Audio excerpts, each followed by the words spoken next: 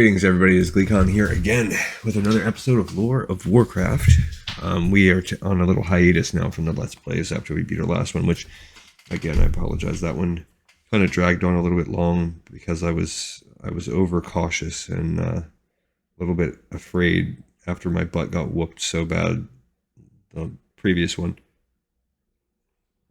All right, so I don't know if this map that we're going to start with is most appropriate for the last one, which we just read about, which I want to say maybe that one took us into Northshire, where the clerics came out, and I think that was where we kind of let off. Or no, it was the Red Ridge Mountains, taking the Red Ridge Mountains. So the orcs took this one, this region. It was the human Stormwind City. This is the realm of Stormwind. I'm assuming that the blue is the Alliance, which is no alliance at this point. It's just the nation of Stormwind. So this is where they begin. Westfall, which wasn't called that at the time. Brightwood, which becomes Duskwood. Elwyn Forest, and they controlled Red Ridge Mountains. The Black Morass, aka the Swamp of Sorrows, and the Dark Portal is where they spilled out. This was their main zone. Karazhan, I believe that was where I want to say the Dark Iron Dwarves were down there. I might be fully 100% wrong on that. So the orcs, what they did is they tried to push south into Stranglethorn. The trolls held them back. They failed. They did push up, and at this point in time where we're reading, they have taken over Red Ridge. This is their zone. I think what's going to happen in this episode is they're going to continue pushing north into the Burning Steppes, and they're going to take Blackrock Mountain, and that's going to be the seat of their empire. I do think geographically, in terms of where we're playing orcs and humans, the way that map is set up is completely reshuffled. Like, you can't really trust anything there. But that they're going to essentially enclose the nation of Stormwind, cut them off from any potential reinforcements, and they're going to be sandwiched between the trolls and themselves on the other sides. And so things are going badly, which is going to lead to the nation of Stormwind in Warcraft 2 fleeing across the sea. They have no place to go. So that's what we're going to be building up to. This episode, stay a little bit while longer, stay a while and listen to this one. It's called Blackrock Mountain, and I think we're going to discuss probably the orcs picking that as their seat of power. The ambush on Blackhand gave Gul'dan something to think about. He had seen that humans would fight hard when outnumbered, and he suspected that a siege of Stormwind City would be more difficult than the Horde believed. Though the orcs had destroyed Shatrath City, that had been under much different circumstances. The Horde was now divided. Some of its most powerful clans still remained on Draenor. Years of war, famine, and hunger had also weakened the armies.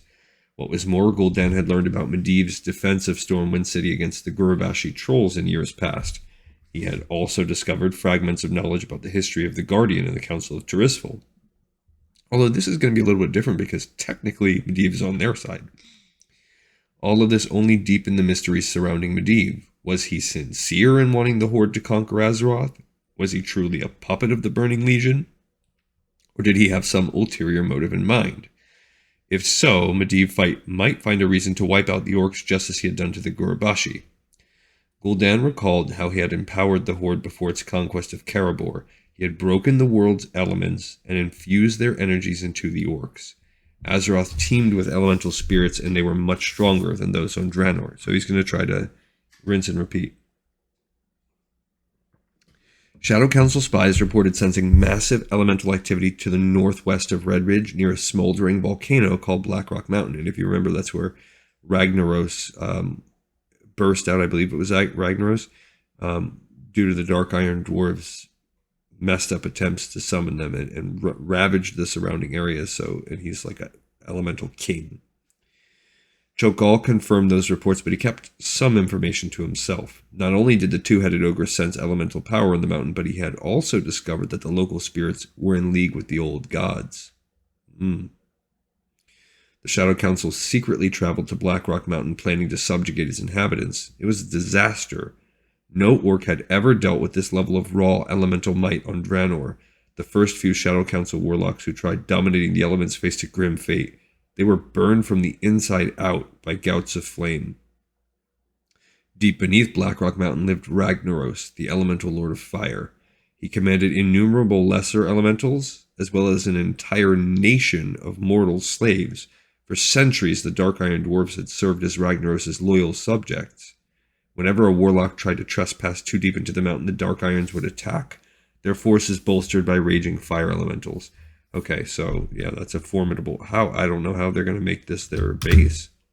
Before the Shadow Council incited Ragnaros and his minions to all-out war, Cho'Gall mediated peace. His fledgling connection to the old gods allowed him to access the mountain's depths, and after extensive conversations with the Dark Iron Dwarves and Ragnaros' elemental lieutenants, an accord was reached. The old gods were delighted with the work the Horde was doing, and they wanted to help, but they had no intention of giving even a scrap of power to Burning Legion puppets like the orcs, because they are their own autonomous evil. After all, Sargeras and his army stood in direct opposition to the powers of the Void. Yet they did grant the Shadow Council a small refuge called Blackrock Spire, high in the mountain. If the warlocks remained there, they would not be disturbed by Ragnaros or his followers. So that helps explain why Blackrock Mountain is so many different instances. We've got Blackrock Spire, Upper Blackrock Spire, Lower Blackrock Spire. So you have all those that are the bases of the orcs and the Shadow Council and Twilight's Hammer. And then you have the lower Blackrock Depths, and I think is what it's called. So that's a whole separate thing, and that's where the elements reign supreme and the Dark Iron Dwarves. I think there's also even more further ones as more expansions came along. Gul'dan was disappointed that his quest to seize the mountain's power had failed, but he was pleased that Cho'Gall had proved to be such an effective diplomat. Had he known about the Ogre Mage's true motives and his newfound reverence for the old gods, he might not have been so glad. Yet for now, a secret haven was something the Shadow Council desperately needed. Tensions between Blackhand and Gul'dan were rising. A refuge was a priceless thing. The mountain's power could wait until later. Alright, so the retcon that we have here, obviously on the last orc level that we just did, the one that kicked my butt, that one states that the orcs are in Blackrock Mountain, that is their base, whereas here we're saying they're there, but they're just in the Spire, and it's just the Shadow Council, and it's Gul'dan and Cho'Gall. So we have a little bit of a difference. We've kind of gone back. Yes, they have a presence there. Yes, their forces there, but it's not armies. So that part, that's why I also didn't feel as bad about, I mean, that's not why, but that makes me feel a little bit less bad about us skipping out on that, like moving ahead with the game before we got here. All right, so we're going to continue with a little bit more lore. Like I said, we've got, I think what we'll do is we'll push forward in this book a little bit, and it's going to get us to points where we can keep moving forward in The Last Guardian, and they're going to ping pong back and forth. I think we will mostly finish chapter 4 of Chronicles, and we will finish all of The Last Guardian before we do much else in our Let's Play. We are a little bit more than halfway through the game on that. Okay, another episode in the pipes, 5x5. Thank you so much for listening. Look forward to seeing you on the next episode of Lore of Warcraft.